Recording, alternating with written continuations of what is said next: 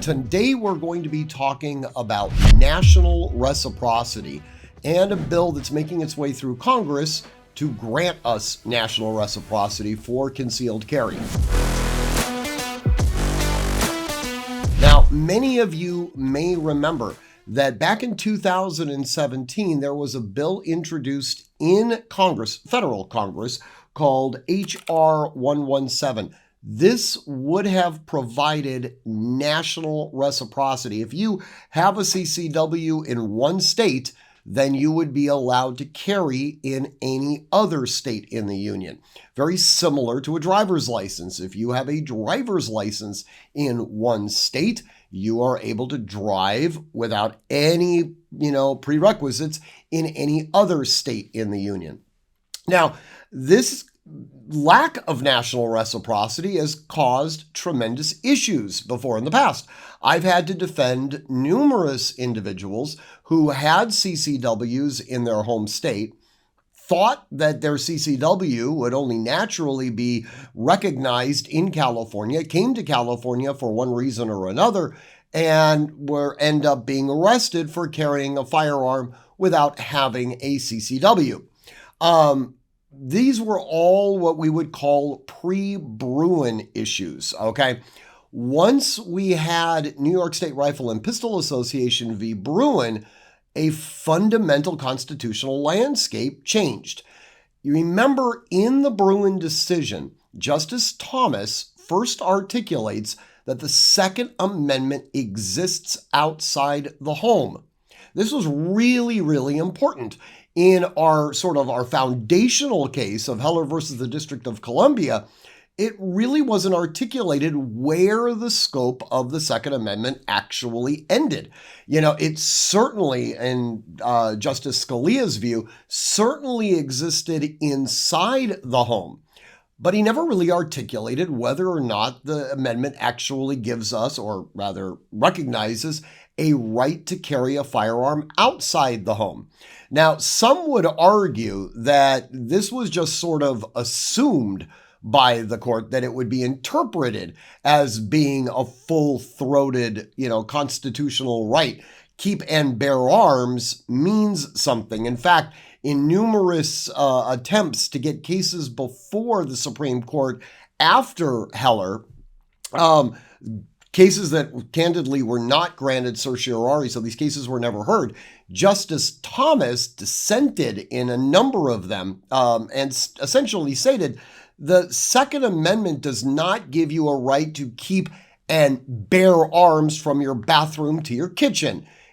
Bearing arms presupposes that you're actually going to carry a firearm out in public, which is probably one of the reasons why he felt it was so important to emphatically state this in New York State Rifle and Pistol Association v. Bruin. So our first threshold opinion there was that, yes, the Second Amendment does in fact exist outside the home.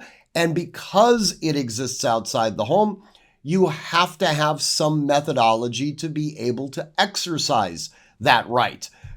Candidly, openly carrying a firearm, if a state would allow that, would be a legitimate methodology to exercise that right. So a state could say, we will not allow anyone to carry concealed in our state. However, if they want to carry openly, that's perfectly acceptable. So that would have been one methodology for an individual to be able to exercise their Second Amendment rights outside the home. Hey guys, this video is being sponsored by USCCA, and they are doing a giveaway right now.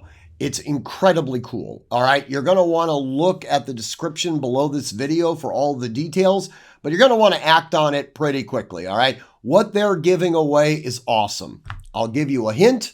It can fit in your holster. Alternatively, if a state bars open carry, then they must allow for the ability for somebody to be able to carry concealed.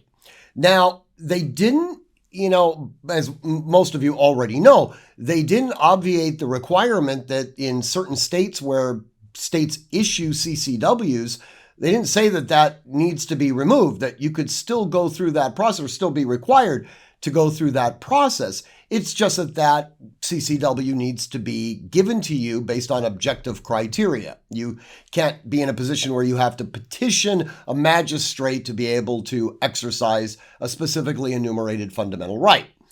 But what happens when you're traveling? This is interesting if you think about it for a second, because Justice Thomas has said the Second Amendment exists outside the home. If I'm a California resident, which I happen to be, and I have a concealed weapons permit, which I happen to have, I can bear arms outside of my home. If I don't have a CCW, then without being able to go through the process, I'm not going to be able to exercise that right. I have to actually go through the administrative process to get that permit. We can debate the constitutional validity of that in subsequent videos, but suffice to say, in New York State Rifle and Pistol Association v. Bruin, they did not invalidate the need to go through the administrative process in actually obtaining a CCW. But what about the individual who lives outside the state of California?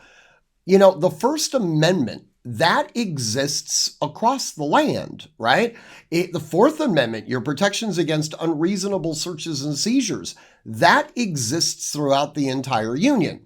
In fact, we could actually get a little bit more philosophical. Since these are pre-existing rights, we could argue that they exist outside of the United States as well. Keep in mind, pre-existing rights were granted to us from the Creator. And by definition, the Creator didn't sit there and say, I am going to grant humanity certain rights, but I'm going to look forward in time, and after 1776, I'm going to find this small group of people that happen to live in the confines of this area that we're going to call the United States of America. And for those people, they get super duper rights. It doesn't make any logical sense, okay? The Second Amendment to the Constitution recognizes a pre-existing right that was granted by the Creator, and it is a universal right. It exists in Belarus. It exists in Mexico. It exists in Japan.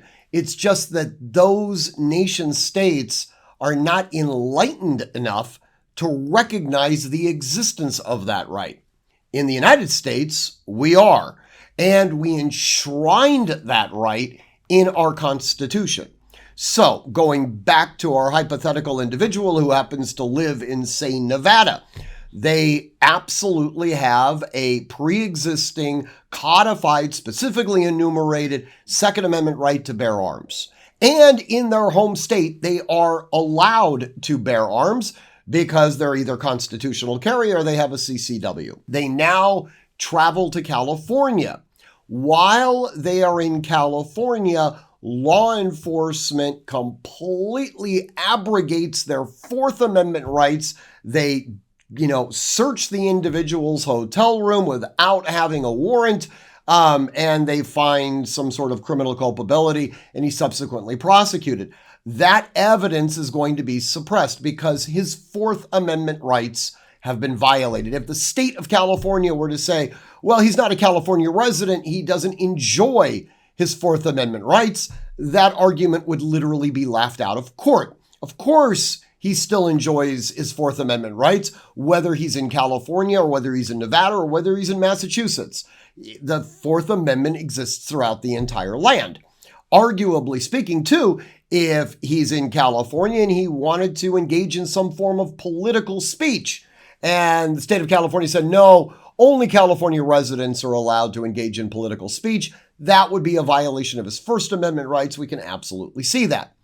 In this context, though, he's not allowed to bear arms in California because he's not a California resident. Since California does not grant non-resident CCWs, he's prohibited from exercising his Second Amendment rights while he's in the state of California.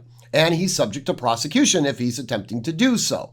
So this has caused a bunch of little issues and the reemergence of another attempt to create national reciprocity.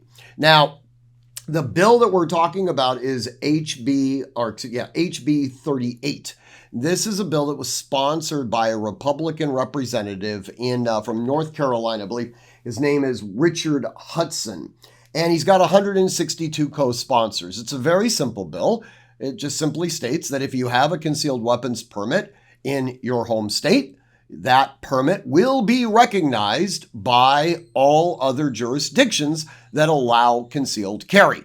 Now, arguably, if there was a state that prohibited concealed carry in its entirety but allowed for open carry, I suspect that that might actually work around it. But again, we're getting in a fairly granular analysis on that. I think this is something that is ultimately going to have to come about.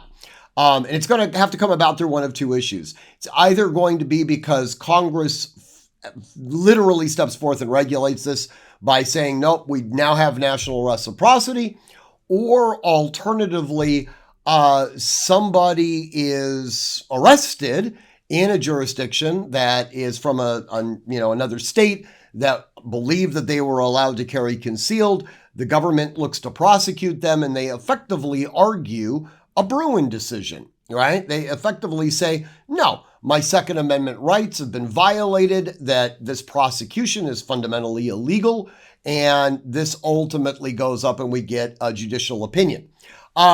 It's far more efficient and a lot faster, quite frankly, if it's simply relegated to Congress, which candidly is where it should be done.